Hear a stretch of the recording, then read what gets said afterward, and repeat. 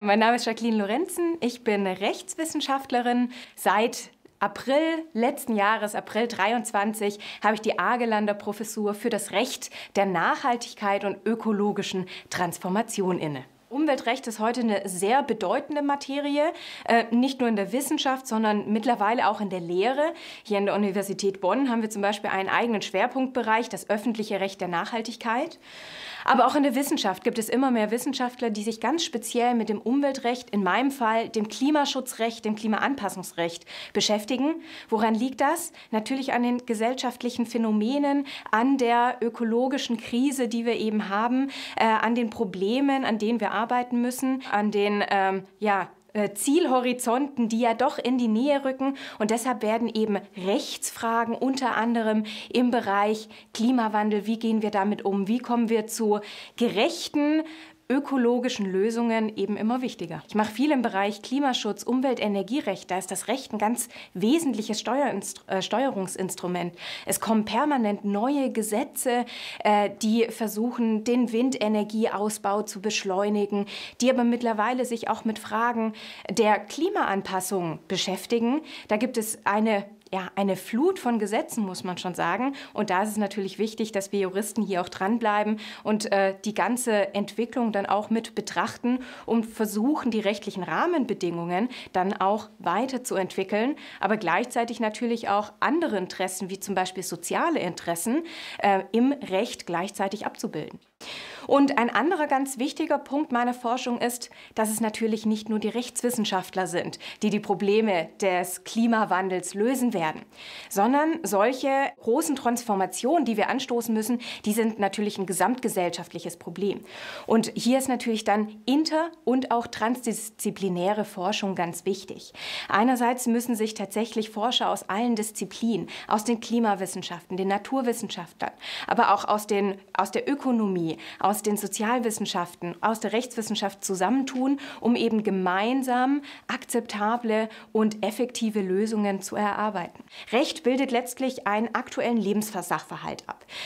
Beispielsweise eben geht es um Emissionen oder um Abfälle. Ja? Und dann müssen uns erstmal die anderen Wissenschaften sagen, was aus deren Perspektive denn damit gemeint ist. Und dann versuchen wir Juristen, das auf eine Art und Weise in Gesetzesform zu gießen, dass eben auch die Rechtsanwender, die Verwaltung, die Gerichte, aber auch die Anwälte in Unternehmen beispielsweise, die sich mit Nachhaltigkeitsberichterstattung jetzt ja in ganz großer Weise auseinandersetzen müssen, dass die damit zurechtkommen.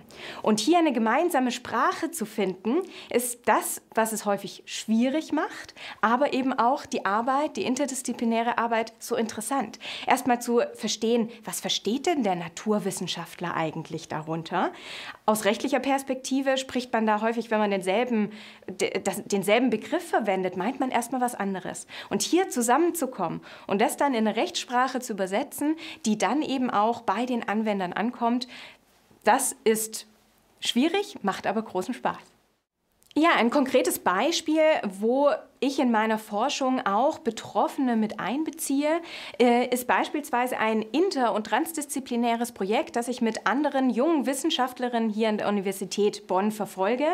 Wir sind interdisziplinär aufgestellt. Ich bin als Rechtswissenschaftlerin dabei, die Ökonominnen sind dabei, eine Sozialwissenschaftlerin, aber auch die Kulturgeografie. Und uns geht es in dem Projekt darum, soziale, ökonomische und administrative Herausforderungen von Klimaresilienz im Ahrtal zu erforschen. Jetzt, mehrere Jahre nach der Flut, mit welchen Problematiken beim Wiederaufbau haben wir hier zu tun? Gerade wenn wir dran denken, der Wiederaufbau soll natürlich klimaangepasst, möglichst nachhaltig erfolgen. Auf der anderen Seite haben die Betroffenen große persönliche Schäden erlitten, sind natürlich daran interessiert, möglichst schnell, ohne viel Aufwand, wieder an ihre Wohnungen zu kommen. Und das wollen wir uns näher angucken. Und da haben wir beispielsweise jetzt gerade vor ein paar Wochen einen offenen Workshop organisiert gehabt, in dem es um die sozialen Probleme im Wiederaufbau im Ahrtal ging. Dort hatten wir ganz viele verschiedene Praxisakteure von den Hilfsorganisationen, die vor Ort helfen, über Verwaltungsbeamte, die dort waren, und unter anderem eben Betroffene, die dann eben aus ihrer Perspektive erzählen, wo sind die Probleme, welche Betroffenheiten gibt es und was lohnt es sich dann wissenschaftlich auch anzuschauen. Exzellenz betrifft viele Punkte. Einen, den ich sehr wichtig finde, ist, dass Exzellenz erstmal immer an den Personen, an den Wissenschaftlerinnen und Wissenschaftlern, die an einer Universität beschäftigt sind, von denen ausgeht. Das heißt, Exzellenz ist ganz stark erstmal personenbezogen. Deshalb finde ich, dass der Ansatz der Universität, we invest in people, ein ganz, ganz starker Ansatz ist. Ich habe ja schon über Interdisziplinarität, Transdisziplinarität gesprochen. Und da merke ich selbst, je mehr interdisziplinäre und transdisziplinäre Projekte ich habe, desto mehr lerne ich tatsächlich Teamwork und das Teamwork auch schätzen. In meiner Disz-Zeit habe ich tatsächlich noch sehr viel alleine an einem wissenschaftlichen Projekt gearbeitet. Mittlerweile hat sich das stark verändert. Und da habe ich eben gemerkt, dass mir das wirklich viel Spaß macht. Ich habe beispielsweise ein Projekt am Laufen, wo ich gemeinsam mit Expertinnen aus den Gesundheitswissenschaften, aus der Medizin, aus den Sozialwissenschaften, wo wir uns Hitzeschutzproblematiken anschauen. Und letztlich sind es die Mediziner, die uns erstmal erklären, wie Hitze denn eigentlich ein gesundheitliches Problem darstellt. Das ist erstmal die erste Erkenntnis.